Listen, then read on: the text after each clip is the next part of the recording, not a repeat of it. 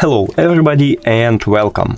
In this video I will show you how to pair your headphones Pixel Buds Pro 2 with your PC. You have to start by press on the Windows icon, then go to Settings, Devices and click Add Bluetooth. Now open the case and it should enter to prank mode automatically. But if it doesn't, just press and hold the button at the back for at least 3 seconds until it starts flashing, this light starts flashing white right here. Now we can see our headphones, so just click on it and done. And we just did it. Thank you for watching this video. If you found it helpful, please consider subscribing to the channel and leave the like on the video. It's really important to us. See you later!